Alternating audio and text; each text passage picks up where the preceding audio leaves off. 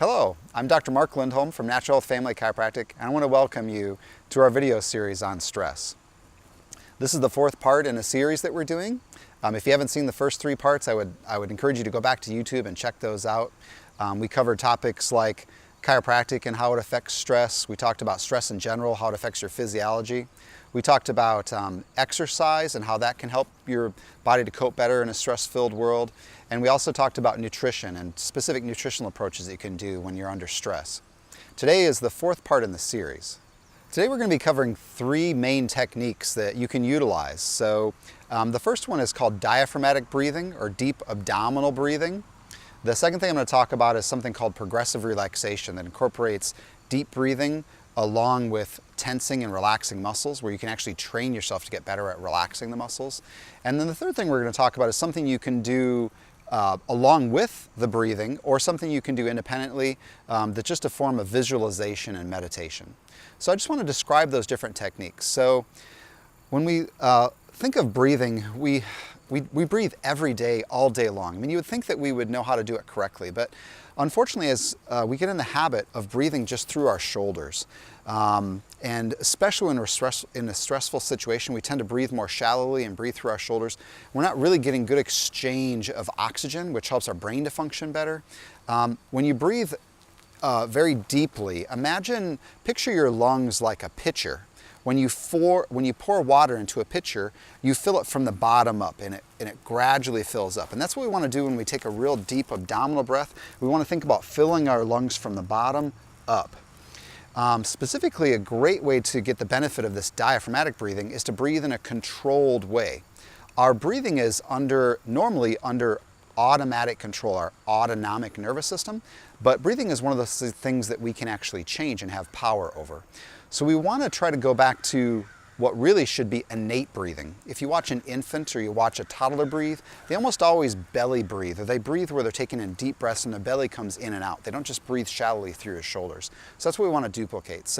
But we can control that, and actually for this particular method for stress reduction, it can be really effective to do that in a 4 count. So we want to take in a deep abdominal breath, as deep as we can, try to fill our lungs again from the bottom up so that your stomach comes out with taking in that deep breath. And we can do that in, say, a count of 4. And then we want to hold that breath with our lungs full for a count of 4. And then we want to blow that breath out as empty as we can get our lungs, get every ounce of air out of our lungs. And then we want to hold it with our lungs empty for a count of 4. And a great way to do this when you're first learning is to lay on your back or get in a comfortable position and actually put one hand on your chest and one on your stomach. You should notice that your stomach is rising and falling as you take in the deep breath and then you exhale. It should be moving more than your chest. Your chest is still going to move some as you inhale and exhale, but you want to help to monitor that. And I mentioned doing it in a 4 count. It doesn't really matter if it's a 3 count or a 2 count, but the idea is to just do it in a systematic way. So it'd be inhaling for a count of 4, holding for a count of 4, exhaling for a count of 4, and holding that for a count of 4. This can be a great technique just to do for a minute or two if you're in a stressful situation, say at work. It's especially helpful, I find, when people are having trouble falling asleep, or if they wake up in the middle of the night and they're having trouble going back to sleep, to lay again on their back, put one hand on their chest, one on their stomach, and do 3, 4, maybe even 10 minutes of this deep diaphragmatic breathing. The great thing about this technique is that the more you do it, the better it works. So the first couple times you do it, it may not necessarily make you feel real relaxed because you're still trying to learn the mechanics of doing it. But the more you do it, the more you condition yourself to actually, even at rest, even when you're not thinking about it, slow your breathing and take in these deep abdominal breaths. So that's the first technique. And then we're going to build on this in something called progressive relaxation. So progressive relaxation, you'll start doing this same diaphragmatic breathing. I would recommend doing, 2 or 3 or maybe 4 breaths just to get in that rhythm of the breathing. But then what you're going to do is you're going to add to that by actually learning how to relax your muscles with your breath. So when you take in that deep breath and you're holding it, you're going to start with your hands and make a really tight fist. And then when you blow the breath out, you're going to consciously use your mind to relax those muscles. Try to just let them go limp. And then it's called progressive because you're going to work through your body. So the next breath you take in and hold, you're going to tighten your forearms. and then you're going to blow that breath out and relax those muscles. Then you're going to tighten your shoulders, and you work through your body. So I think it works really well to start in your hands and work all the way toward your feet.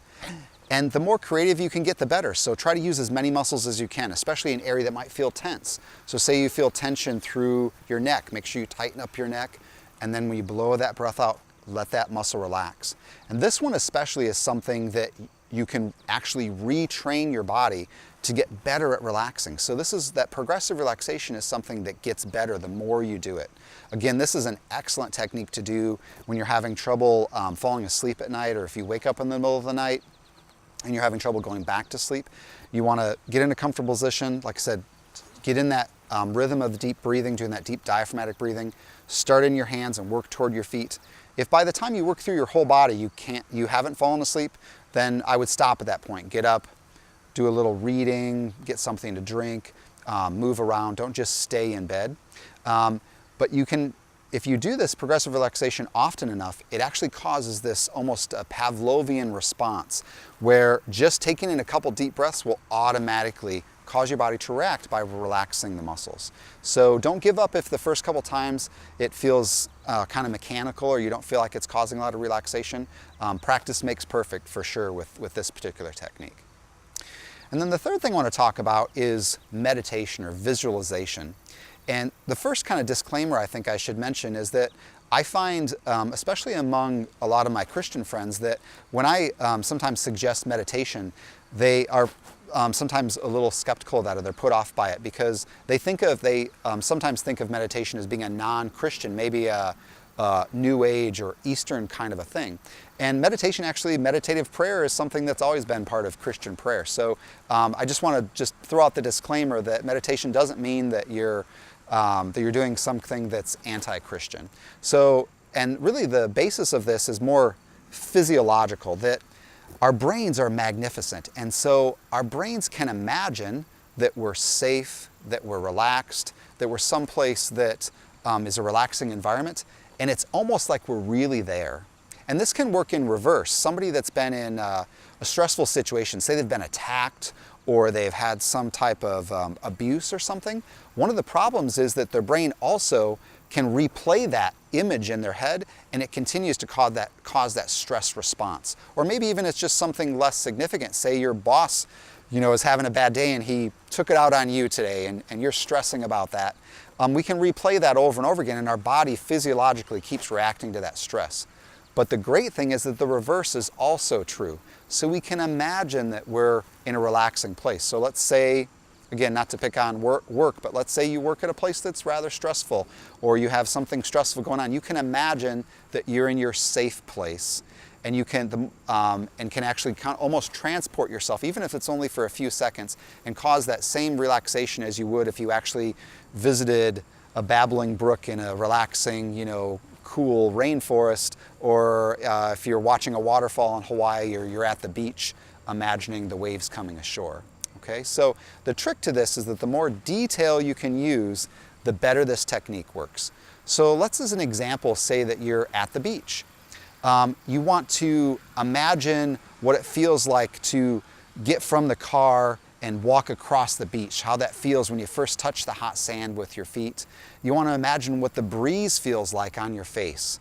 You want to imagine what the ocean smells like, or what the Lake Michigan smells like when you're at the beach. Maybe you even think about hearing some gulls flying and what that sounds like. So the more imagery you can use, the better this technique works. And again, I think it's important that it's something that is your happy place, so to speak, but it's also very important because safety is something that really ties into coping better in a stress-filled situation. It should be someplace where you feel safe. So I'm only using the beach as an example. That may not be the example you choose. In conclusion, I want to thank you again for joining me today, and I'd like to close with a Bible verse. One of my favorite Bible verses when it comes to stress and dealing with stress. And this verse is from St. Paul's letter to the Philippians. And I'm going to start in chapter 4, verse 6. And he says, "Have no anxiety at all, but in everything by prayer and petition with thanksgiving make your requests known to God. Then the peace of God that surpasses all understanding will guard your hearts and minds in Jesus Christ. And I especially like this part. Finally, brothers, whatever is true, whatever is honorable, whatever is just, whatever is pure, whatever is lovely, whatever is gracious, if there is any excellence, or if there is anything worth praise, think about these things. I think that's a great way to close. I think that as human beings, we often focus on the negatives, but there's so many blessings that we have in this world. So being thankful and focusing on those positive things, I think is just a universal truth and something that we can all benefit from when it comes to coping in a stress-filled world. Thank you.